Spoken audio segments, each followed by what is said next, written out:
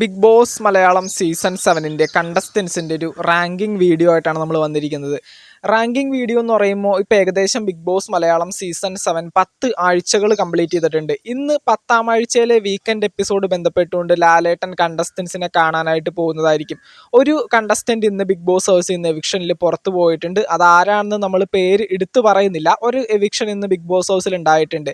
അപ്പോൾ ബാക്കി വരുന്ന 10 കണ്ടസ്റ്റൻസ് ആണ് ഇപ്പോൾ ബിഗ് ബോസ് ഹൗസിലുള്ളത്. ഈ പറയുന്ന 10 കണ്ടസ്റ്റൻസിൻ്റെയും ഒരു റാങ്കിങ് ആണ് നമ്മൾ ഈ ഒരു വീഡിയോയിലൂടെ നോക്കാനായിട്ട് പോകുന്നത്. അതായത് 1ാം റാങ്ക് മുതൽ 10ാം റാങ്ക് വരെയും ഏത് കണ്ടസ്റ്റൻ്റാണ് നിൽക്കുന്നത്, അതുപോലെ തന്നെ ഈ ഒരു സീസണിൽ ഏറ്റവും അധികം വിജയ സാധ്യതയുള്ള മത്സരാർത്ഥിയും ആരാണെന്നാണ് നമ്മൾ ഈ ഒരു വീഡിയോയിലൂടെ നോക്കാനായിട്ട് പോകുന്നത്. അപ്പോൾ നമുക്ക് അധികം വൈകിക്കാതെ നേരെ വീഡിയോയിലേക്ക് പോകാം. ഓരോ കണ്ടസ്റ്റൻസിൻ്റെ റാങ്കുകളായിരിക്കും ആദ്യം പറയുന്നത്. അവർ എന്തുകൊണ്ടാണ് ആ ഒരു റാങ്കിലേക്ക് വന്നതെന്ന് ഫസ്റ്റ് ഓഫ് ഓൾ നമ്മൾ പറയില്ല, കാരണം വീഡിയോ ഒരുപാട് ലെങ്ത്തിലേക്ക് പോകും. ഏറ്റവും അവസാനം നമുക്ക് അതിനെ ബന്ധപ്പെട്ടുകൊണ്ട് സംസാരിക്കാം.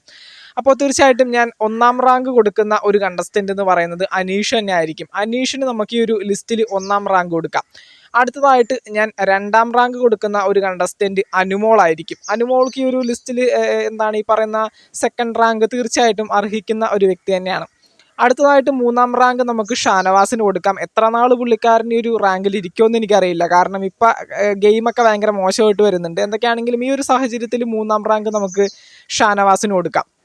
അടുത്തതായിട്ട് ഞാൻ 4ാം റാങ്ക് കൊടുക്കുന്ന ഒരു കണ്ടസ്റ്റൻ്റ് എന്ന് പറയുന്നത് അക്ബർ ആയിരിക്കും. അക്ബറിൻ്റെ ഗെയിം വളരെ മികച്ച രീതിയിൽ ഇപ്പോൾ മുന്നോട്ട് വന്നിട്ടുണ്ട്. അതുകൊണ്ട് തന്നെ അക്ബറിന് നമുക്ക് 4ാം റാങ്ക് കൊടുക്കാം. 5ാം റാങ്കിലേക്ക് ഞാൻ കൊടുക്കുന്ന ഒരു കണ്ടസ്റ്റൻ്റ് എന്ന് പറയുന്നത് ആര്യൻ കത്തോരി ആയിരിക്കും.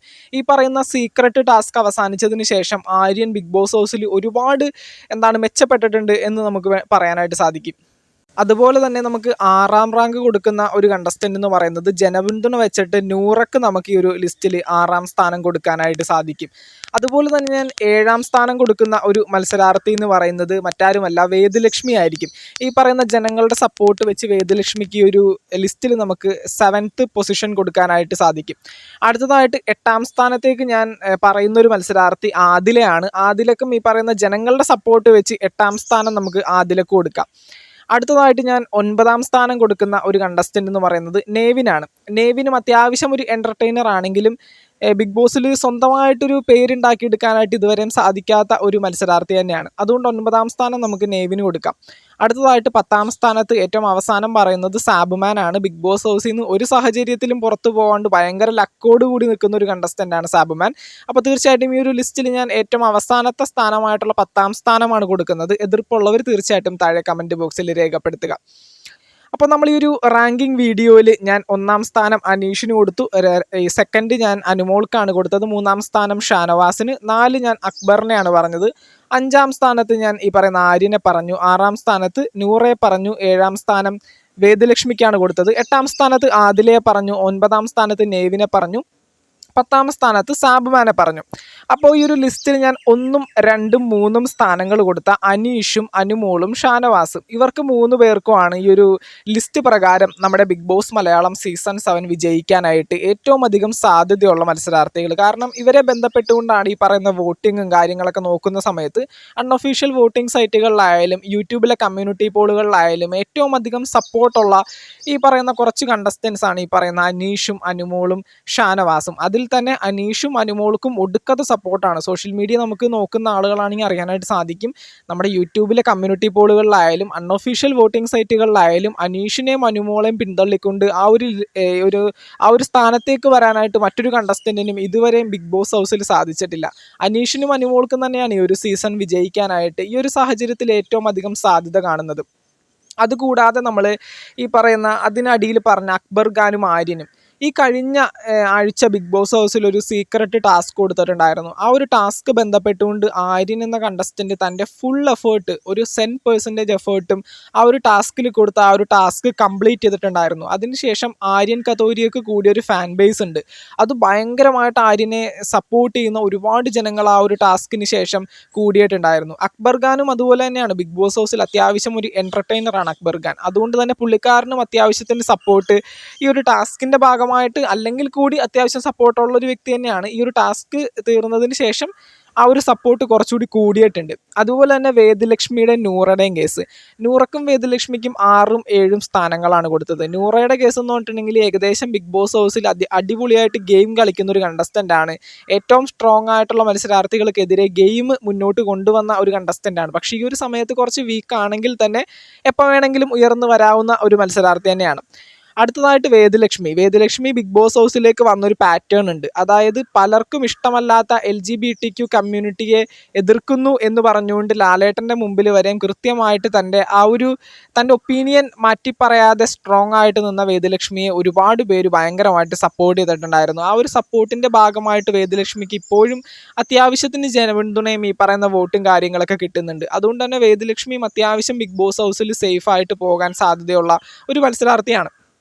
അടുത്തതായിട്ട് ഞാൻ ഏറ്റവും അവസാന സ്ഥാനങ്ങളിൽ പറഞ്ഞ നെവിനും സാബുമാൻ്റെയും കേസിൽ എന്തായാലും അടുത്ത ആഴ്ചകളൊക്കെ ആയിട്ട് എവിക്ഷനിൽ പുറത്തു പോകാൻ സാധ്യതയുള്ള മത്സരാർത്ഥികൾ തന്നെയാണ്. സാബുമാൻ വീണ്ടും ലക്ക് എന്ന് നമുക്ക് എന്താ പറയുക, ഒടുക്കത്തെ ലക്ക്, തലക്ക് മുകളിൽ ഏതാണ്ടും ലക്ക് വന്നിങ്ങനെ കുമിഞ്ഞുകൂടി നിൽക്കുകയാണ്. അത്രയും ലക്കുണ്ട് പുള്ളിക്കാരൻ. അല്ലെങ്കിൽ എപ്പോഴേ ബിഗ് ബോസ് ഹൗസിൽ നിന്ന് പുറത്തു പോകേണ്ട ഒരു മത്സരാർത്ഥിയാണ്. പക്ഷേ സാബുമാൻ ഭയങ്കര ഒരു പാവം കണ്ടസ്റ്റൻ്റ് ആണ്. പക്ഷെ നമുക്ക് എന്താണ് പറയുന്ന ബിഗ് ബോസ് ഹൗസിൽ കുറച്ച് പ്രശ്നക്കാരനാവണം, അല്ലെങ്കിലും പ്രശ്നമാണ്.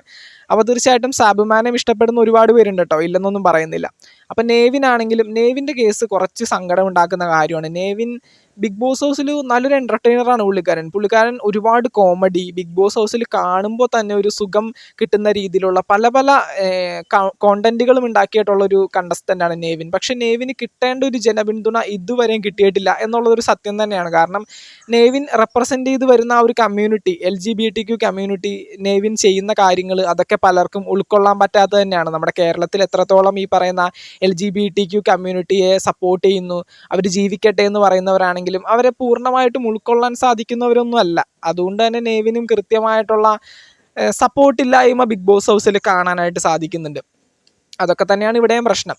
അപ്പോൾ തീർച്ചയായിട്ടും നമ്മൾ ഈ ഒരു ലിസ്റ്റ് പ്രകാരം 1 മുതൽ 10 സ്ഥാനങ്ങളാണ് ഈ പറയുന്ന കണ്ടസ്റ്റൻസിന് കൊടുത്തത്. ഞാൻ 1 മുതൽ ഒരു 3 സ്ഥാനങ്ങൾ അല്ലെങ്കിൽ 1 മുതൽ ഒരു 4 സ്ഥാനങ്ങൾ വരെയും കൊടുത്ത കണ്ടസ്റ്റൻസിനായിരിക്കും ഈ ഒരു സീസൺ 7 വിജയിക്കാനായിട്ട് ഏറ്റവും അധികം സാധ്യത കാണുന്നത്. അതിൽ തന്നെ ഏറ്റവും അധികം സാധ്യത കാണുന്ന 2 മത്സരാർത്ഥികളാണ്.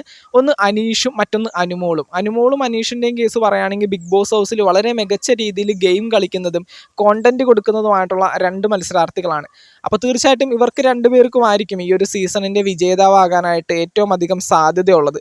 അപ്പോൾ എന്തായാലും നമുക്ക് നോക്കാം ആരായിരിക്കും ഈ ഒരു സീസണിൻ്റെ കപ്പ് തൂക്കാനായിട്ട് പോകുന്നതെന്ന്. നിങ്ങൾ ആരെയാണ് സപ്പോർട്ട് ചെയ്യുന്നത് തീർച്ചയായിട്ടും താഴെ കമൻറ്റ് ബോക്സിൽ രേഖപ്പെടുത്തുക. അതുപോലെ തന്നെ എൻ്റെ പെർസ്പെക്റ്റീവ് അനുസരിച്ചാണ് ഞാൻ ഈ ഒരു റാങ്കിങ് വീഡിയോ ചെയ്തിരിക്കുന്നത്. നിങ്ങളുടെ പെർസ്പെക്റ്റീവ് വ്യത്യാസമായിരിക്കും. ഓരോരോ ജനങ്ങളും വളരെ വ്യത്യാസപ്പെട്ടും അവരവരുടെ സ്വന്തം താല്പര്യങ്ങൾക്കും ഇഷ്ടത്തിനും അനുസരിച്ചിട്ടാണ് ഈ ഒരു റിയാലിറ്റി ഷോ കാണുന്നത്. അപ്പം നിങ്ങളുടെ റാങ്ക് ആർക്കാണ് കൊടുക്കുന്നത് തീർച്ചയായിട്ടും താഴെ കമൻറ്റ് ബോക്സിൽ രേഖപ്പെടുത്തുക.